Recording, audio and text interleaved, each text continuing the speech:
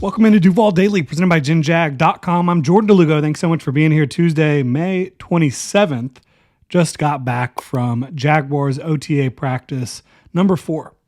So this was the second practice that media has been allowed to attend, but the 4th overall practice.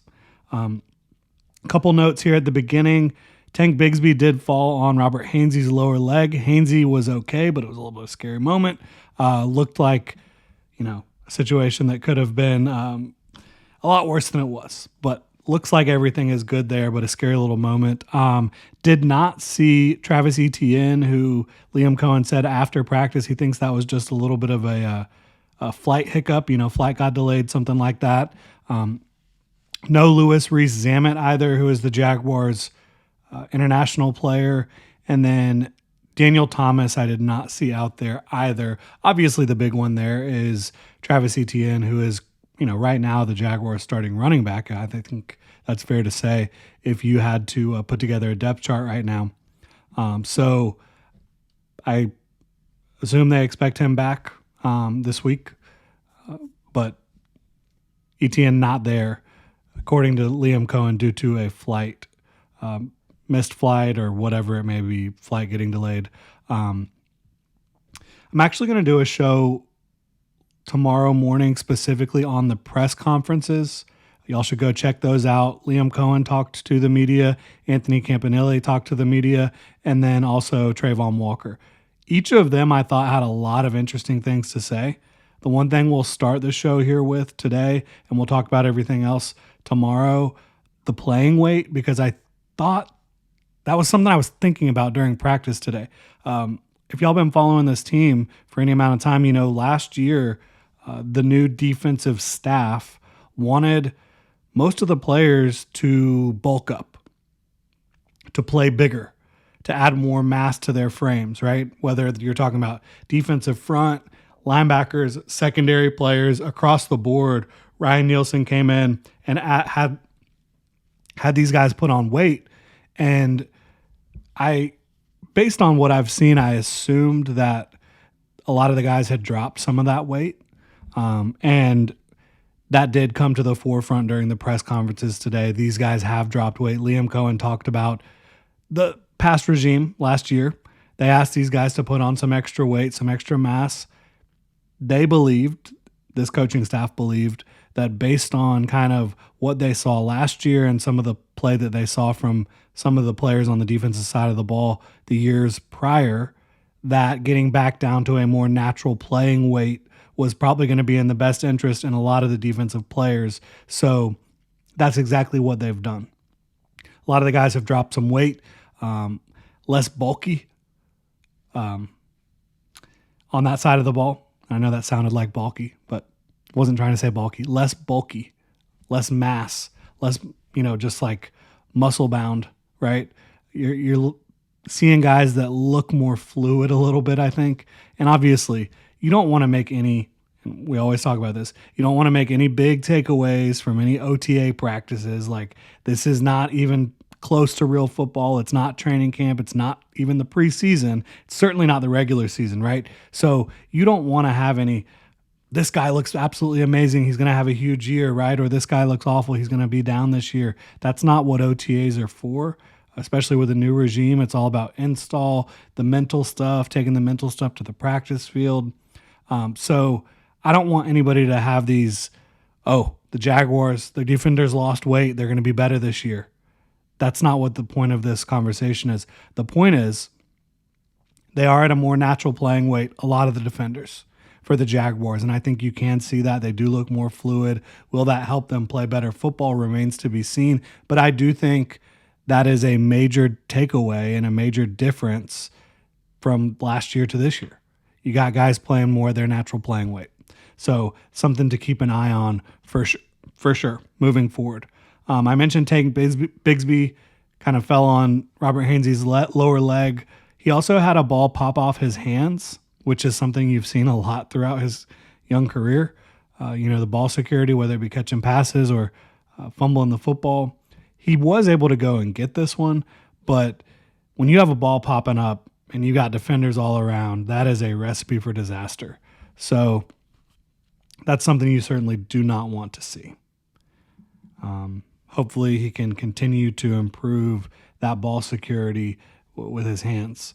I wanted to give another shout out to the coaching staff because I do love the running, the hustle, the energy from period to period. They are really getting after it and getting in the most work that they possibly can. I think I talked about it a lot. I think efficiency is a big thing for this group, and they certainly had an efficient practice today.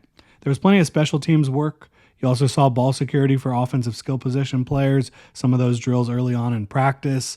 I saw Liam Cohen bouncing around. It wasn't just offense, right, for Liam Cohen, the head coach, who does come from the offensive side of the ball, but he is working and monitoring and coaching every position group. And he's not overstepping his bounds out there on, like, he's not trying to jump in and teach defenders how, technique, right? But he's monitoring. He's there.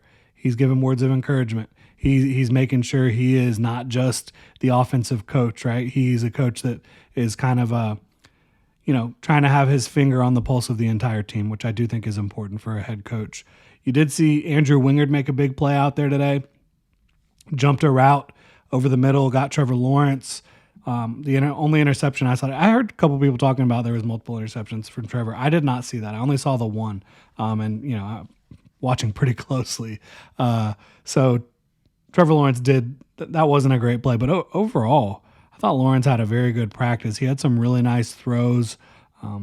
Had that connection with De'Ami Brown just continues to thrive, I feel like. De'Ami Brown coming over from Washington, he's routinely open, and he's catching the football, and Lawrence is putting it on him. And so that looks like a connection you can start to continue to watch and see, does that continue throughout the rest of the offseason into the regular season. But De'Ami Brown playing really good football, and Liam Cohen talked about that too. Travis Hunter, that's what everybody wants to talk about here. Sorry, we're 7 minutes in and I haven't really mentioned him. We will talk more about him tomorrow as well, because there was a good bit of talk about like how they're handling him, on both sides of the ball. But to me, only from what we've seen, 2 media practices, offense only so far. Liam Cohen did say that last Wednesday he did more defensive stuff. Again, we'll get into that. But he looks really good to me on the offensive side of the ball. Yes, he's a rookie. Yes, he's trying to learn the playbook and the technique and all that stuff. But you get into these 7-on-7 and 11-on-11 periods, and he's making plays. He's getting open. He's presenting a target for Trevor Lawrence. He did have one drop today, which no concern at all for me. But I think that he just really looks the part. He moves the way you want to see guys move at the wide receiver position. Really, really good athlete, but we already knew all these things. But he did have a good practice day overall outside of the drop.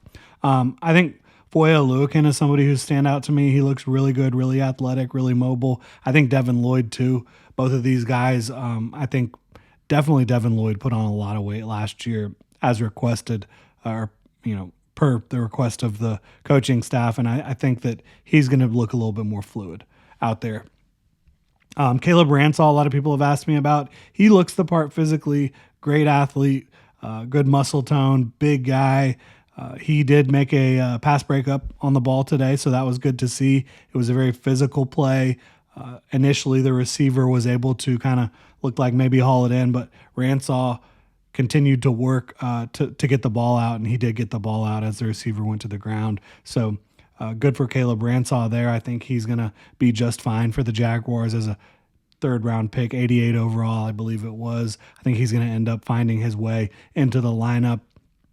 I mentioned Trevor Lawrence outside of the interception. I thought he had some really nice deliveries today. That connection again with De'Ami Brown. You saw one throw from Trevor Lawrence to Britton Strange that was maybe the play of the day. There's another play that was pretty damn impressive too, but hell of a throw.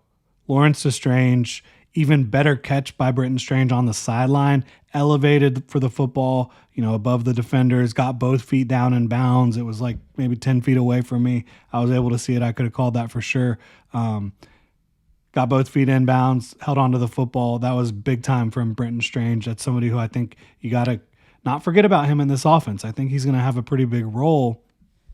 And speaking of tight ends, you saw each one of these guys that was brought in. Hunter Long made a grab down the field.